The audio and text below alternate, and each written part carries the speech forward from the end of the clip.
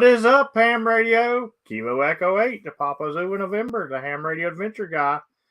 Happy Hump Day. It is time for Hump Day Happy Hour, and we got a great show tonight. We're going to do our third edition of the Knights of the Podu Roundtable. The first edition, we inducted Ray and Carrie, and then the second edition, we inducted Bruce, India Charlie Papa. So this week we're going to bring out Bill Brown. A lot of you guys should know him if you know anything about Pota. He's been on the show before, but we're going to bring him out and we're going to do our round table. But first off, I would like to give a shout out to our newest Patreons. I appreciate you guys very much. You guys are awesome. We've really started picking up a bunch of new Patreons here lately. Did really well with the trip and stuff like that. I got to spend a lot more time doing YouTube and getting things done for you guys. And that was a big help. So really big shout out to the Patreons. You guys help a lot getting me out there in the field. Also, the top donators for this quarter. Remember, the top 10 gets entered into the drawing at the end of the quarter for the prize. And that would be your top 10 right there for now. And also, we a couple shout outs for things that happened while in between streams. Evan, he had donated 14 slices of pizza about a week ago. And then T-Ray donated 8. So I appreciate you guys as well. What's going on, Reed? There's our newest Patreon in the chat. I see you out there, Ken, Joseph. What's going on, everybody? Good to see everybody. All right, we're going to go ahead and bring out our guests. What's going on, Bill? Not too much, James. How are you tonight? I am doing wonderful. I'm glad to be on live stream, let me tell you. So last week, I didn't get to do my live stream because, well, for one, the train was running a little bit late. And then when I get home, I find out, well, I already knew that a tree had fell on the house, but I didn't know the extent of things. Wow. And it ended up messing up the internet. So actually, the internet, if we're lagging at any at all, guys, I apologize. I kind of have it kind of rigged because I've got about $300 worth of damages that I got to get fixed before everything's going to be lined out about right with everything. But I've kind of got it rigged where I've got internet right now. So hopefully everything will work out really well. Hey, Digital Rancher. Hey, Jesse. Good to see you guys out in the chat. But yeah, we didn't get a live stream last week, but we did put out a whole lot of videos from Florida. And matter of fact, I still have a really cool video coming up with this guy right here. And we'll talk about it right here in a couple of minutes. But what have you been up to, Bill? Besides activating, just taking care of business. It's been a busy time in my business world life, but still getting out there and activating. And price of gas is affecting some of the longer activating trips because I want to get some new parks in down in South Florida. But it's getting a little bit more expensive now to get it there on the road. I'm sure everyone else is feeling that pinch. Yeah, I mean it's definitely feeling the pinch for sure. The gas is really just. All right. Well, I have to get gas every day because of work and stuff because I drive a good deal to work. And then, of course, I've kind of upped my game since I came back from Florida a little bit. I wouldn't say upped my game. I would say rearrange my schedule of activating a little bit because I got used to really doing a lot of early morning stuff when I was in Florida and not doing the late evening stuff. And everybody missed my late evening. So I'm still getting my late shifts in, but I'm trying to get an activation in on the way to work in the morning. And I'm getting really good response from that. A lot of people's really enjoying the really early morning shift from me. So really good stuff there. But you're right. The gas, I've wanted to go to a couple of different places myself, and I just can't see it. Like it just between yesterday and today, it went up 10 more cents. It went up 10 cents. My wife just asked me to go out and get gas before your live stream started. I got about 15 minutes early, and it went up 10 cents from 6 o'clock tonight. So it's kind of like, I don't know what to do. It's just going up. So we just have to deal with it, I guess. Did you take By the way, when you took the train back up, did you take the auto train or did you just No. you didn't take the auto train? I took the regular train. Geo Scout 87 said he paid $5.50 a gallon for diesel today. Oh wow, that's pretty hurt. That pretty much hurt. Just so you guys know, Geo Scout 87 is actually the new owner of Eagle One Antennas. If you missed my video on the breaking news on that, that would be the owner, and he will be on our stream next Wednesday night talking about Eagle One. Well, congratulations to Geo Scott. 87, you said? Yes, sir. Congratulations. But so yeah, so is your trip down to southern Florida put off a little bit then, or? No, my father lives down near Jupiter, so I'm going to combine going down to see Dad with a base of operations down there, so I can go out for a couple of days and hit the parks in South Florida. There's like 40, 50 parks that I have not hit that are in the same state, but they're just they're 3-4 hours away. So you're going to see a rash of new parks hitting soon. So when I get down there in the next 2 weeks. See, and that's kind of the difference. That's kind of one of the reasons why you're getting inducted into the Knights of the Podu Roundtable. Most people, they talk about going to see their parents, and they're like, I can get in 5 or 6 parks while I'm down there. And then you got somebody like Bill or somebody like me that goes on vacation. We're like, oh, we can get 40 or 50 new parks in. Well, Florida's good. I think Pennsylvania is another great state for dense parks. There's a lot of parks in a small area. And not every state's the same. So and especially out west, I feel for those activators that are out west, it's not fair. They just don't have as many parks to activate, and some of the parks are quite a drive away. So I think most of the parks are probably concentrated east of the Mississippi. Yeah, and I used to think because you get out in Texas and stuff like that, and the parks, they tell me, they're an hour away. And, I used to feel like I was a little bit lucky because, I could get, several within an hour period and stuff like that. But, I go down to Florida, and like myself and you, we hit 18 parks in a day. I mean, that's just, I don't think that's possible in West Virginia. No, but it doesn't have to be. I don't want to give the impression to people that are new to POTA, especially new POTA activators, that, oh, wait, I have to go out and activate that many new parks all the time. No, you could. POTA is about having fun. It's about going out there and activating, getting out to the parks, enjoying the parks. I've been starting to hike a little bit of the trails, going out on the trails myself and say, listen, I'm at these parks. These parks have a lot more to offer than just ham radio. So going out there and enjoying the parks, meeting the people out there in the parks, the park staff, it's great. And then we've had the POTA meetups. We had one in October. We had one in January. And here in April, we're having another Central Florida POTA meetup where we had the last one. We had well over 40 people in attendance. And it's about meeting people, enjoying the parks, and ham radio fellowship is what I call it. And it's a lot of fun. And so if you want to become a serial activator like me, where you're out there activating every day, you can do that. But if you just want to activate casually, go out there with your family or somebody like that, just do it once in a while just to enjoy it. There's something for everyone in POTA. Absolutely, absolutely. I'm actually going to be attending a ham fest on the 19th, and I'll be doing a forum about POTA.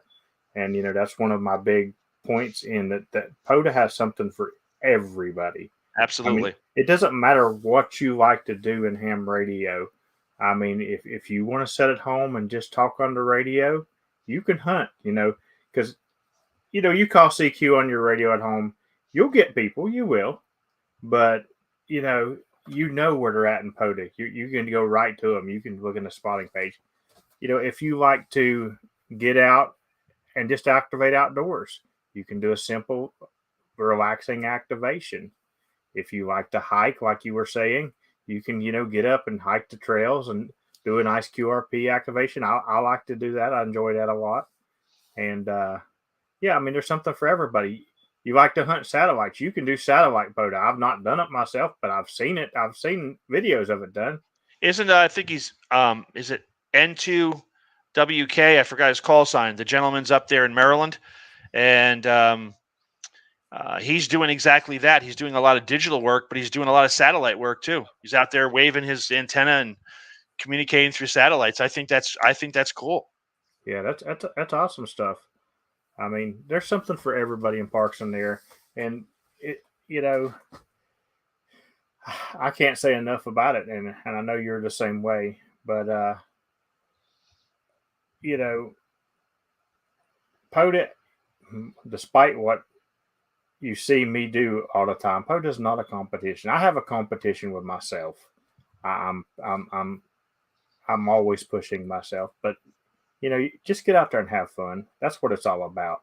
I have fun when I'm trying to push myself, but really, like for example, I see Pat out there in the chat, and when I was coming back from Florida, I went back through DC and had another overnight layover, and I stayed at Pat's house, and me and him went out in DC during the night, and we did a late shift activation.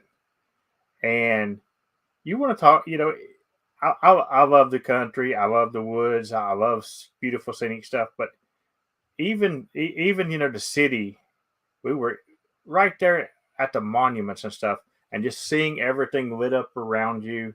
It's just stuff you wouldn't normally pay attention to, and it just gives you a lot more perspective on life, I think. I went out. One of my favorite parks to activate is the Skyway fishing pier in St. Petersburg, Kilo 1916. It used to be the old Sunshine Skyway Bridge, which had a terrible accident back in 1980, and they tore down the bridge and they built a new one, a high bridge. But they kept the approach to both the north and southbound side. They kept that, and they use it as a fishing pier. They've turned it into a state park. And you drive out there almost a mile on this approach part of the old bridge, and you park your car, and I stick my terrible antenna out on the. Hey, I even forget who that guy was in the Facebook group who called it the terrible antenna, and he wasn't nice about it. And hey, you know what? I'm going to call it the terrible antenna but it works. So I put the terrible antenna on the trunk, and I'm sitting there looking at that new Skyway Bridge. You're out there in the middle of Tampa Bay, and it's absolutely gorgeous. You got people fishing all around you, bringing in all these different types of fish in Florida while you're out there fishing for contacts. So it's a lot of fun. And where else do you get to do stuff like that? Absolutely. I really wanted to go do that pier while I was down there, but you got to have like some kind of mag mount, or I could have had the Eagle One if I would have had it with me, of course, but I didn't have that. All I had with me was the Wolf River coils and the buddy stick, and you can't put radios out there because there's no room. You needed a terrible antenna. That's what you needed. You didn't have the terrible antenna. I didn't have the terrible antenna. And me and Bill almost went down there that night. Yeah, we were thinking about it. After the 18 parks. I'll tell you one of the funniest things, though. We were out, and it was park number 16, which is when the filming stopped, because at this point it was dark. You couldn't hardly see nothing on the camera anyway. And we were at a little park. I don't even know the town. Bill will probably tell us the town is in this little town, and right across the street there's this bar, and we're doing an activation, and they're playing live music at this little bar. That was the Yulee Sugar Mill historic site over there on the what town would that be? It's I'd have to look. It's north of Newport Richey. Right, but we're sitting there. We're doing an activation, and I'm listening to like old 80s music, and it was actually really enjoyable. The music wasn't bad either. The band was pretty good. So and they were there we're putting the antenna up in the dark. We couldn't see what we were doing. You're shining your phone on the mag mount while I'm putting the antenna on there because we couldn't see a thing, and the mosquitoes were attacking. It was a lot of fun. Yeah, it definitely was a lot of fun. And we started before dark, and we ended well after dark. I'll tell you, we had a blast that day, and I am going to put some footage, put a video out of that right there for sure, because it was a load of fun. If you're ever into any kind of roving, like intense roving. I thought, because I'll tell you, I thought I was a rover before I went out with Bill. And just so you guys know, Bill was sent on a secret mission to try to take me out. I'm not gonna say no names or anything, but I know that I was trying to be pushed over the edge, I believe, but it didn't work. Yeah, it just pushed me that much more fun. But I had done, I think before that I had done 10 parks in a day, and but now mind you, my 10 parks in a day took every bit as long. See, it wasn't a time because where I have to travel further and stuff, it took every bit as long as the 18. So the time factor wasn't much. But I'll tell you, we had a nice little system going. It took a couple parks to get used to, but I'm going to say park 3 or 4, Bill would pull in. We'd both jump out of the car, and we were like a NASCAR pit crew. I mean, we had it down to a science. We did everything but change the tires. And by the way, Ken K, yes, that's it. Yulee Sugar Mill and Homosassa. That's it. That's the one. Yeah, good stuff. So if you ever want to do a Pota and then go get you a drink across the street, go there on the weekend. They might have some live music, and you can check it out. Very, very fun activation. But if you want to see really some rovers, Justin KN4MQR, and of course Carrie and Ray, Kilo Bravo 3 Whiskey Alpha Victor and Kilo Charlie 3 Romeo Whiskey. When they go roving, it's crazy. So they give you if you're into roving where you want to do upwards of 10 parks in a day.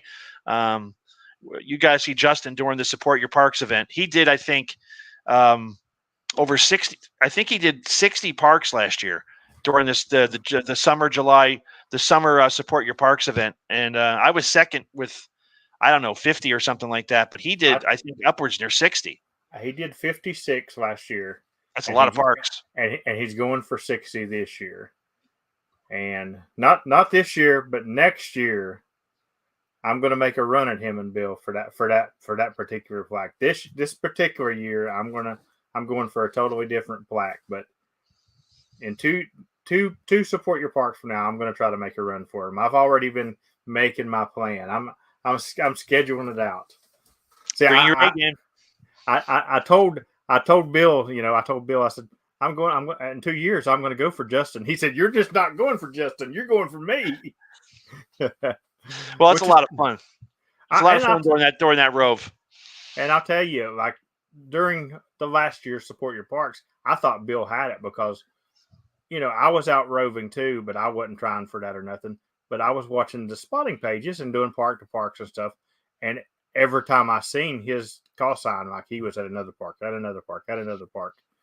And like when they were announcing it on Ham Radio 2.0, when they were announcing the winners, I said, here it comes. They're going to say Bill. And I was surprised when they didn't. I really was. I wasn't, because I think I told you as that first night, you just get tired. I mean, it wasn't for lack of parks. There were some parks I could have went to and had late night activations that I could have accessed.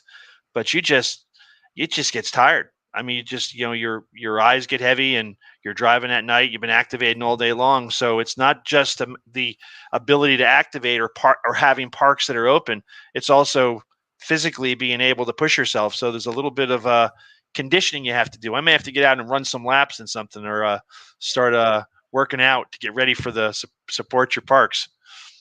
It is for sure. And it's not even the doing that many parks. It's the multiple parks in the hours and hours and hours, because I mean there's days that I'm out 8 or 9 hours and doing 5 or 6 parks, and by that 5th or 6th park I'll start messing things up a little bit.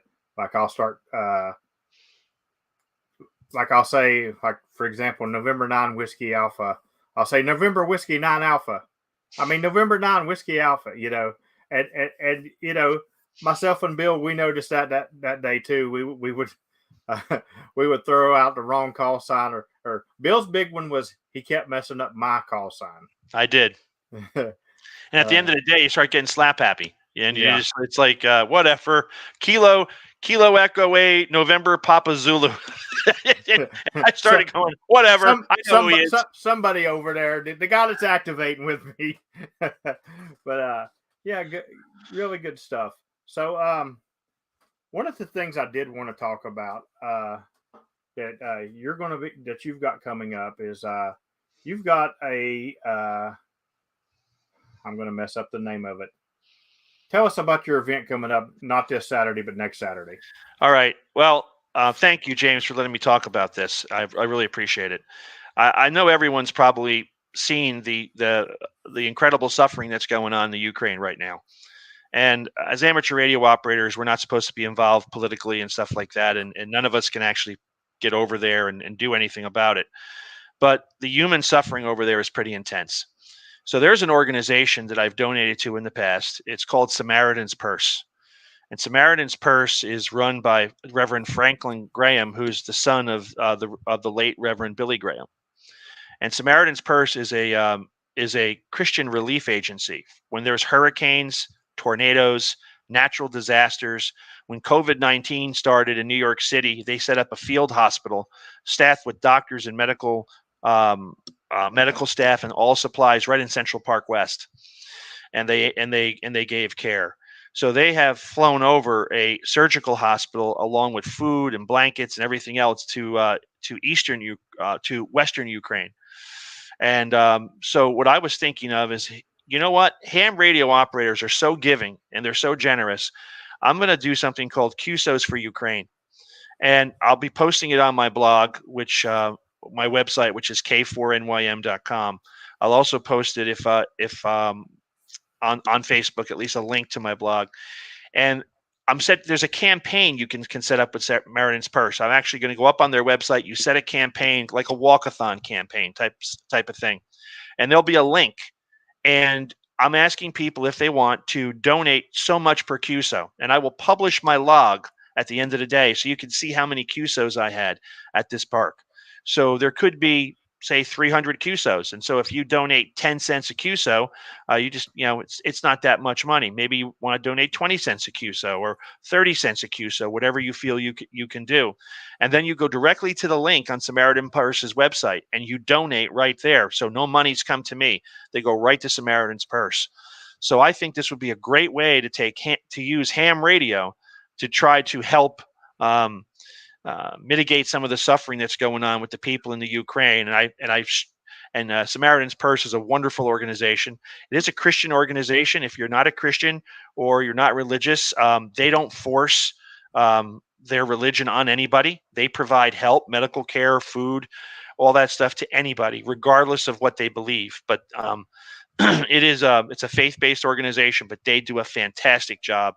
And if you don't know anything about them, you can go to SamaritansPurse.com and you can get some information on their organization. So I'm going to be publishing this, and hopefully some people can get on board. And it'd be wonderful if, especially the Poda group, can embrace this, and we can donate some money and help the people in the Ukraine.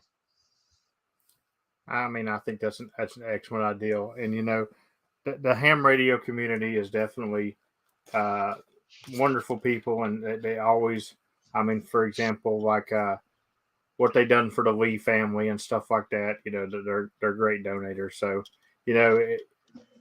it's definitely a good cause, and I put the K4NYM.com in the chat there so you guys will remember it, and that'll be not this Saturday but next Saturday. Right. And I should have the post about this tonight. Was halfway done with the post, and I'll get that on there. So it's not live yet on K4NYM.com, but it should be by tomorrow morning. It's your morning coffee. It should be on the website. There we go. Now, I noticed something really cool. So you did some CW the other day, and you got to talk to Spider-Man, right? Yeah, today. I mean, what's his call sign again? I got to look up the log here real quick. I don't remember. I just remember seeing your post, and I got a kick out of it. Yeah, I'm going to tell you right now who it was. It was Victor VK3YE, Victor Kilo 3 Yankee Echo. His name is Peter Parker. So I'm out there on the activation, and I hear this real faint signal. I think I gave him a 4.49. He was really more like a 3.39, but I picked him out, and he came back. And when I heard the VK3, I'm saying, wow, that's pretty cool. And then his name came up because I create a hotspot when I'm doing. You saw that when we activated together. I create a hotspot so I can see the operator's name on hammers as they're coming up, and it said VK3, and his name was Peter Parker. I'm thinking, hey, great! I'm having a QSO with Spider-Man. Yeah, and I didn't know it myself, but I seen where Joseph had posted you saying that he had a great YouTube channel, and then Brian in the chat just said that he has a great YouTube channel. So it's something I'm definitely going to go check out as well. Yeah, I looked at it briefly, and he does a lot of videos, a lot of QRP videos, it seems. So definitely I thought that was pretty cool. So another thing interesting, you recently did your first digital activation. I needed a bath afterwards, man. That was horrible. I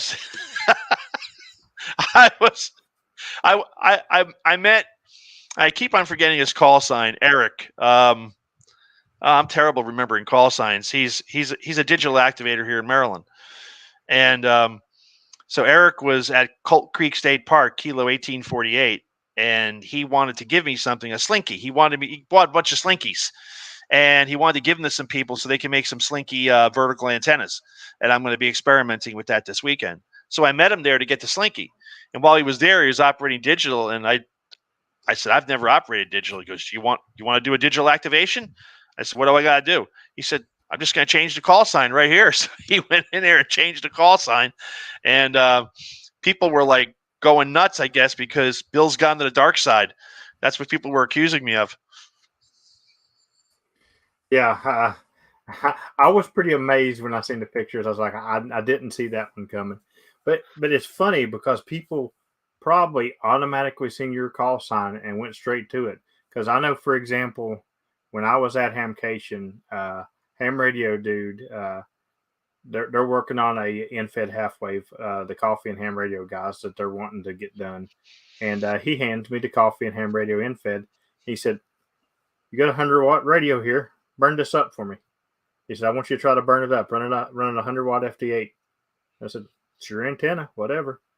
So, but the funny thing was, it's probably 7:30 in the evening. I'm setting into Orlando Fairgrounds. I'm not in a park. I don't even think I was calling CQ. I think I was just picking on people that were calling CQ. So I start doing FT8. And the next thing I know, I look, and I don't know if you're familiar enough with the digital or not, since you just did the one activation, but you know how the red will light up when somebody's calling for you. Well, all of a sudden I see all this red. All these people are calling me. And I'm like, why are all these people calling me? And I start to looking at the call signs. They're all Pota hunters. They automatically just assumed I was in a park. That they went right after me. So it's really funny because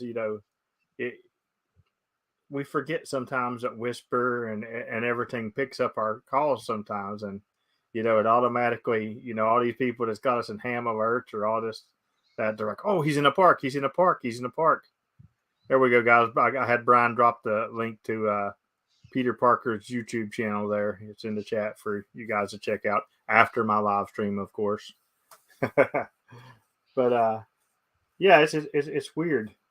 And now my dad wants to get involved in digital. I've seen that as well. And so he says to me, "Hey Bill, can you get me set up with digital like FT8, FT4, and stuff like that?" And I hesitated. I went, and he goes, "You don't know how to do it, do you?" And I'm thinking, "Oh no, of course I know how to do it. I just have to brush up a little bit. I have no idea how to do it." So I went on the Facebook group page for Pota Help. And can anyone give me a tutorial so I could teach my dad? And I have a few people that said, yeah, they're going to. In fact, I think Steve. Mike, Steve, Bob, is it Rumpole? I forgot how to pronounce his last name. And then Mike, Whiskey One, Sierra Radio, he's offered to help as well. So there's a bunch of people that reached out, which is great. And very, very good point, Ken. Smash that like button, guys. But, another cool thing that I noticed when I was down in Florida, I always, when I'm activating here in West Virginia, I always wanted another activator to pull in or be in the same park and me catch them activating or something. And it never happens up here. Never. Like it never ever happens. And when I'm down in Florida, it happened to me multiple times and almost a few more. For example, I was doing a twofer. This guy pulls in and starts he's like, "Hey, you found a twofer." And I'm wrapping up my activation, putting it up, and it's quite funny because I know Reed's in the chat here, and I actually made a TikTok video of Bill. I don't even know if Bill knows it or not. What? I'm on TikTok. You're on TikTok, buddy. Yeah, I shot a TikTok video of Bill while he was doing his activation afterwards, and Reed happened to be the contact that I caught, and it's funny because Reed's like, "Are you there with James?" Yeah, that was funny. One time I was at Kilo 6700 Sawgrass Lake in St. Petersburg, and I didn't know that Justin KN4MQR was there, and he was operating sideband. Well, I was at the other end of the parking lot, and I was operating CW. So every time I keyed down on CW, I wiped him out on 20 meters. And every time he keyed up on sideband, he wiped me out on 20 meters. I was thinking it was a local ham that lived in the area, so I started dialing around. Well, who is this guy? And then my meter pegged, and it was Justin. And I heard him give his call sign, and so I went park to park. And he said I almost blew his radio apart. But we didn't see each other because when he was done, I was done first. I left, so we actually never saw each other at the park, but we were at the same park. Well, see, that happened to me at Colt Creek. I was doing Colt Creek, and I get a park to park, and I feel like they're standing on top of my head screaming park to park at me. And it was actually Eric, the one you were talking about, the digital guy. Right. And he parked to park me. And then after I got done with my activation, I rolled over to where he was and talked to him and met him and everything. And then I was at, where was I? I don't remember. I was at another park, and I just had left and went to another park, and Ringo parked to park me I know where I was, Alafaya State Park. Mm-hmm. And I left there and went and did another one, and he parked to park me like 10 minutes or so after I left from Alafaya. He said, "I was trying to get here before you left." Yeah, he was working on his Kilo at that park. It's one of his favorite parks. Him and his wife Stacy. Yeah. So I mean that's something that's really cool. I know Pat in the chat, he was telling me about a time where he was at a park and he gets a park to park, and they give the same number as him, and he's like, "Where are you at?" And she's like, "Turn around, I'm behind you." And it was Carrie parking the parking from behind me. Well, Carrie and Ray, during Hamcation, we went out to activate a bunch of parks together. So we went to Rock Springs Run State Park, Kilo 3650. And as we're pulling in, there's this guy with a pickup truck, and he's got an end-fed half wave going into the tree. And he was there activating. And so he was at Hamcation as well. I think he was from Tennessee. I forgot his call sign. So with Pota exploding the way it is, you're going to run into operators, activators. You're going to run into them more often at the parks. Right.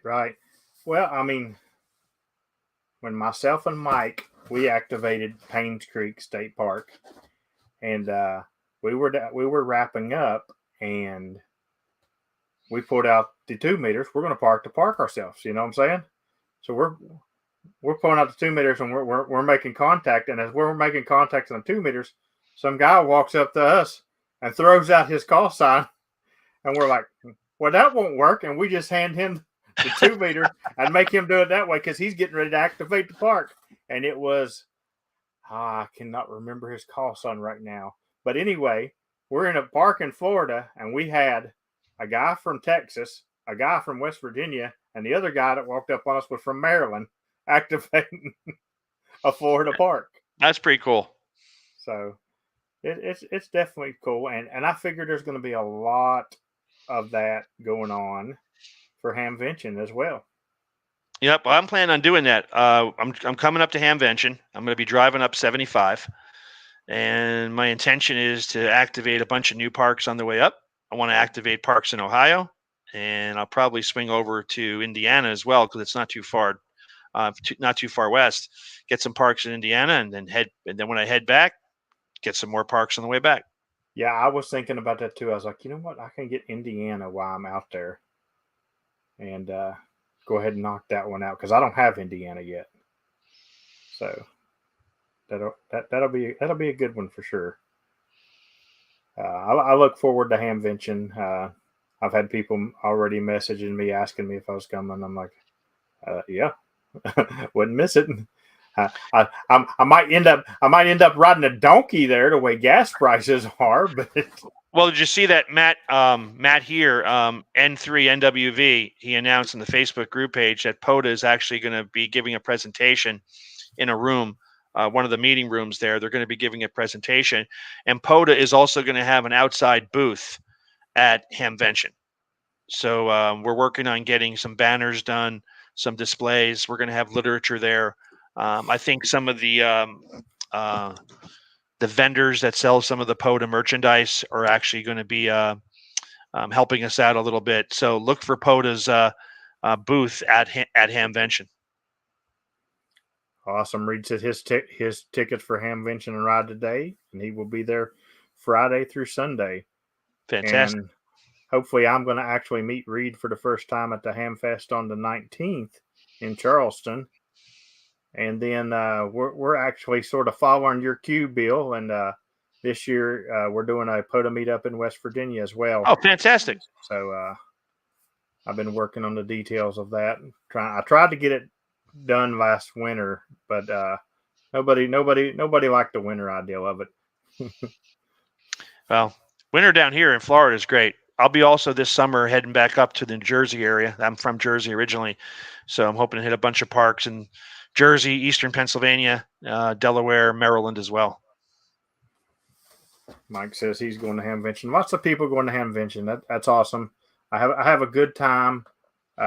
It's really fun meeting people that watch you on YouTube and stuff like that you really get to know, in your chat and stuff like that. Had a load of fun meeting people at Hamcation in Florida and stuff. But I'm going to give Mike shout outs till the end of time. Mike from Jacksonville. This guy was dead set on meeting me. Matter of fact, my train was coming through Jacksonville at like 6:45 in the morning, and he originally planned on being at the train station for the 10-minute smoke stop there. And he texts me at like right as we're getting ready to pull out. He's like, dude, I overslept. Are y'all still there? I'm like, we're pulling out, dude. Oh, that's Mike Robinson. Yeah, Mike Robinson. KD2S SXD. And then he comes down to Hamcation on Friday. And the main building there, I don't know what it was. It was just the cell phone signal destroyer. Because anywhere outside, I would have cell phone signal. But I go in that building there, and it would just wipe me out every time. So, like, when I was in that building, he'd send me messages, and then I wouldn't get them. I'd get them when I went outside the building, and he'd be in that building, and not get mine back. So we totally missed each other Friday. He wasn't there Saturday, but he came down Sunday on a mission that he was going to meet me, and he did, and it was really great to meet him and stuff like that. Met a lot of cool people.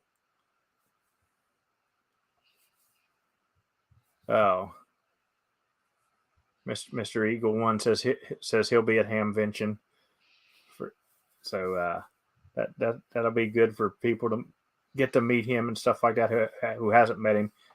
he's been a radio operator for a while, guys. So and I look forward to talking to him next week and letting you guys get to know him. Does he have a website up yet? I noticed the regular Eagle One website is down. I'm wondering if he's got a new website or it'll be coming up soon. He does, and I have it somewhere in my chat, and I will post it into Discord tonight if somebody hasn't posted it in the chat already. But I'll definitely post it in the Discord tonight. Let's see, something else I wanted to ask you about, and we got to talking about the Eagle One again. The Eagle One has consumed me because I love the signal reports that I get when I use this thing. It's nothing. It's like right now I could go to a park. I could get off the live stream, go to a park, and just tear people up on 80 meters. And people will swear it won't tune to 80 very good. I get 100 and some contacts every time I take the thing out on 80. So I don't want to hear that. And you're not using a matching device at all. You're not using a 4-to-1 on or a 9-to-1 on. It's just a wire in the antenna through your tuner through your tuner, right? It's just the black magic of that antenna. That's all I can tell you. I tell you, when I ride with, I've done 2 or 3 activations with Kerry and Ray, and boy, when they get out of their car, they get that they got that antenna up quick, and they're making contacts, and they get great signal reports. Yeah, listen, you do, and you can. Once you're used to that antenna, you can throw that thing up, and I can't throw it up quite as fast as you do the terrible antenna, but I'm pretty comparable. The slowest part is winding up the wire when you're done. That's the slowest part. Good stuff. So, what do you got planned here coming up? You're going to go down south and visit your dad. You're going to go to Ham Convention. What kind of, you got any goals for yourself for this year? Well, you mean Poda goals? Yeah, Parks in the Air goals. Yeah, I do. You mentioned a little bit earlier. We were talking about that Poda is not a competition, and Poda it's not a contest. And Poda is not a contest. There's no contest exchange like on some of the on some of the contests, the real contests that are out there. You're not even required to give a signal report. All you have to do is just exchange call signs, and that's all that's required for Poda. But Poda does have an element of competition, especially during this first Support Your Parks event. And for me, the main area that I like to focus on is CW. So, I mean, my goal for whatever it is at the end of the year, I want to be at the top of the leaderboard on the CW QSOs. So I've been tracking that, and while CW is taking off, there's a lot of room there on the top, and I'm hoping someone will give me a challenge on the CW contacts. Right now, there's a pretty wide gap, and I would like to see that gap narrow a little bit. It's not going to be me right now. I wish it was, but it's not. Now, QSOs, they stay pretty tight. Regular QSOs, overall QSOs, and that's kind of what I'm going for this year. I want to be on the top of that. That's my thing, and I'm currently holding that. You're not very far behind me on that. Dale from up in around DC, Maryland area, he's not very far behind me on that. So it's really tight. But you and him, like you guys have crazy amounts of activations. Like I feel like I'm always activating, and then I look at your all's activations and I was like, holy crap. I mean, technically, you're way more active than he is, because he's getting a lot of forfers over and over and over again. So you're definitely the most active person out there right now as far as activations. But I don't know how you guys get so many in. Yeah, 1 day or 2 days, but like you guys are constantly just making that number grow. I love activating. I'm like a fish in water with it, and it's not a labor for me. It's a love. I really enjoy it, and I don't usually check the activation stats, so I don't know where I actually stand as far as total activations, but I just enjoy it, and I like getting out to the different parks, and I love operating CW, and I get lost in my own little world when I'm using the key, and I think Ray was asking me about how's the new key doing. It's doing great. I got a collection of keys, but the one I got from CW Morse. It's their PCB cootie key. It's a cootie and also a single lever paddle, iambic single lever paddle. There's little plugs in it, jumpers that you could change. I wish I had the key with me. I'd show it to you. I think I did put a video of the key on my YouTube channel. So I love it. It's great. It's fantastic. The work does a great job. But I just love I get lost in the CW activations. I just really enjoy them. And I think most of my activations are CW, but I do get on phone occasionally.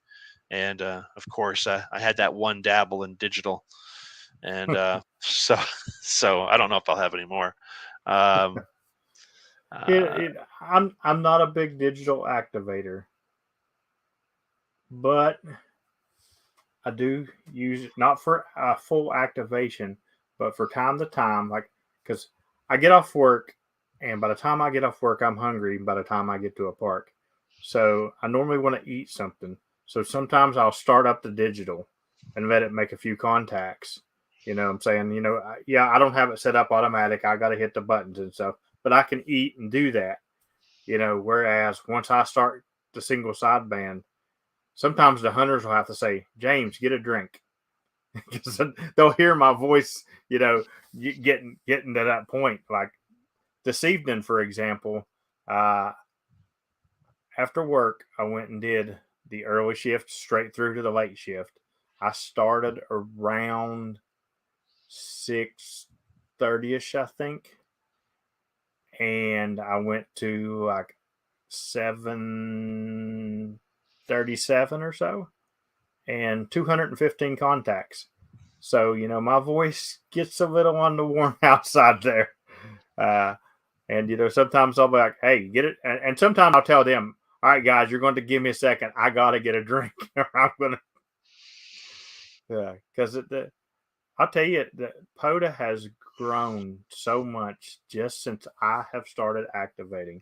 I've been activating almost a year now. I am 11 days shy of a year for activating. And just since I've started, I can remember when I first started going out and like I'd get 25 contacts and I'd think, yeah, I got 25 contacts. It only took 10. And now it's, holy crap, I got 200 contacts, they just, the pileups just, they're nonstop. And that's what we talk about the fun, and that's what's fun for me is the pileups. I really enjoy. I don't know why. Maybe I'm a masochist or something, but I just enjoy hearing that roar, that big blob of noise that you can't make nothing out, and all of a sudden, because I've done this, and these hunters hunt me so religiously, I pull out 4 or 5 call signs out of that roar and just go right after them, And I feel that way on CW. I'll tune to the frequency. Is this frequency in use? QRL ? And then I'll hit. I have it all logged on the phone, ready to go. And once I make sure the frequency is not in use, I hit spot. Spot goes up. I start calling CQ, and all of a sudden it's like it's nothing but a cacophony of dits and das, and I'm struggling there to pick out K3. I'll send out A0 or AO or whatever it is, or maybe it's Ray and K8DRT. If I hear K8D, I'm pretty sure it's him, and it's just nuts. It really is, but it's also a rush.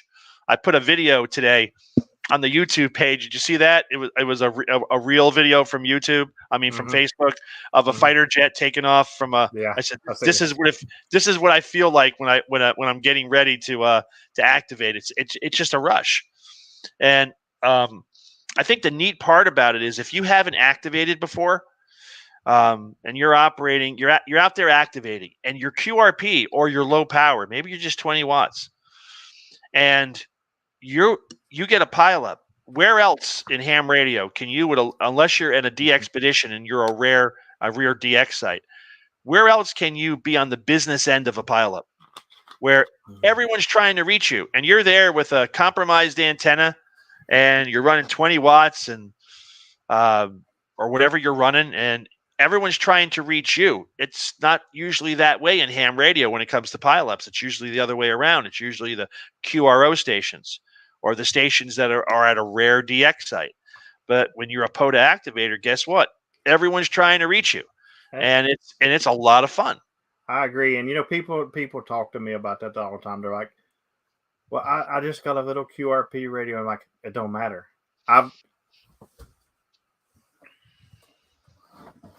This radio right here, the G90." The G90. I take it out, and when I take it out, it'll do 20 watts. I'll only run 10 because it's my QRP radio. So I only go down to 10. But I get just the same pileups I get as when I do it 100 watts. Yeah, it might be a little harder, but if you're doing a Pota activation, I promise you the hunters will come. These guys, they thank me for activating. Nah, thank you guys for hunting me. You guys is what makes it fun for me, because if I didn't go out and just have that roar of calls, it's like a surge of energy that comes through me. It's and I know exactly how it is. It's and just like your CW, yeah, you can't hear the voices, but you can hear the certain way they send their code. I know you can. And that's how you pick them out over there might be a stronger signal, but somebody that you've worked 40 or 50 times, you can pick them out a lot easier. And unless someone's doing keyboard Morse. If they're doing keyboard Morse, it's a little harder. But if they're using a paddle, I don't care if it's iambic paddle, straight key, whatever it is. I don't mean to go back to my military time, but I was in the Air Force as a Morse intercept operator. We used to laugh because the contacts that we were intercepting, we knew who they were. We would say, "Oh, Igor's on shift tonight. He's sending tonight," because that operator had a certain way of sending, and you can actually identify them as individuals. And I can tell you right now, a half a dozen or more regular hunters, CW hunters.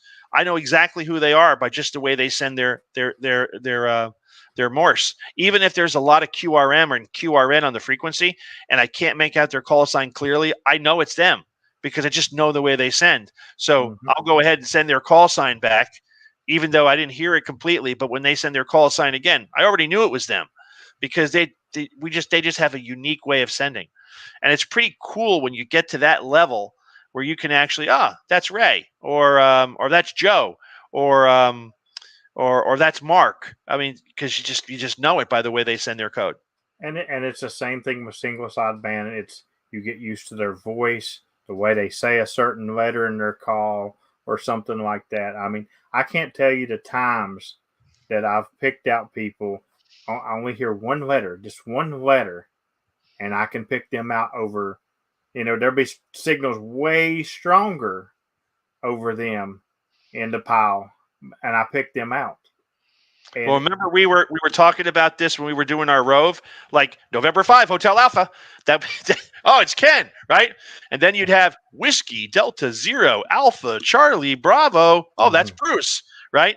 Just there's certain people that's the way they pronounce things. Even if their signal's really low, and you could just I know it's him, even though I didn't get the full call sign.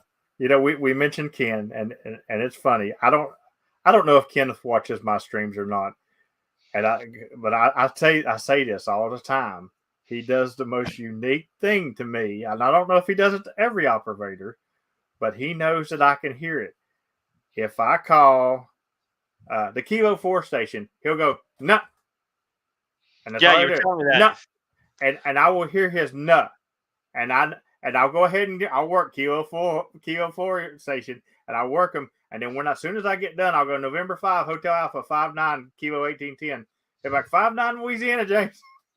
and that's all he ever. That's most of the time. That's all I ever hear from Ken is "no." And Yep. but I know his signal is going to be 59 when I call him back.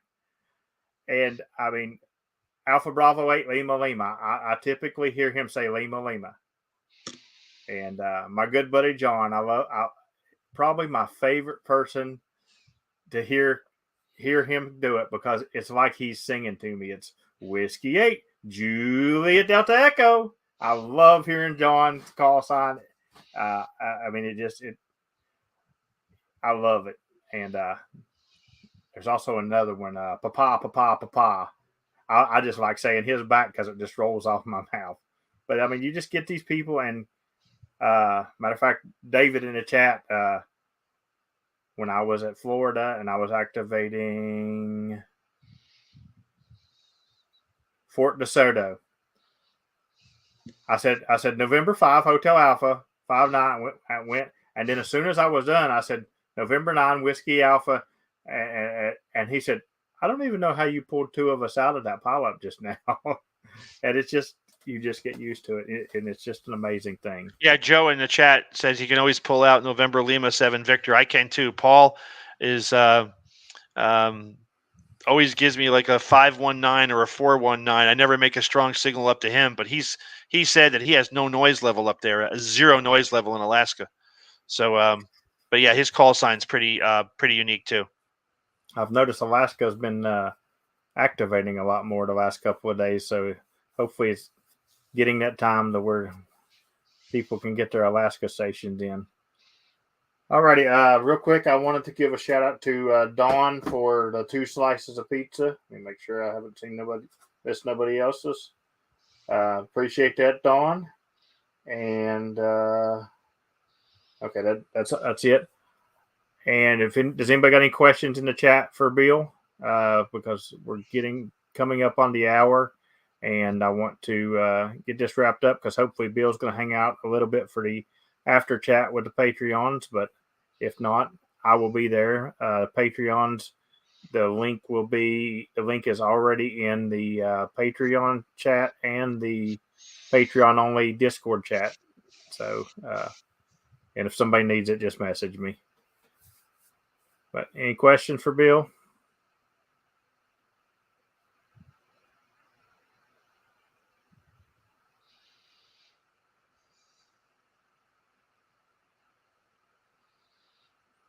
Thanks for coming out, K8 DRT. I don't believe that that call is in my log. You Ray? should hunt me. I don't remember it. K8 DRT, that's Ray. Okay. Yeah, Ray. I work Ray often. Ray, you operate QRP all the time. He's Mr. QRP. Good night, Reed. You're also welcome to the after chat if you want to come. You're a Patreon now. All right, I guess that will be about it. Bill, congratulations on being inducted in the Knights of the Pota Roundtable. I don't know that there's any blessings or royalties that come with it, but we appreciate you and all your activations. And one day I'm going to get you on CW. It's going to happen. That's my goal. I'm looking forward to that day. For sure. CW, the original digital. That's right.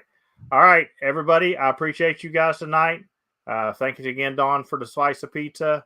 And Patreon, we will be doing After Dark. So everybody else, 73. And I will catch you guys next week.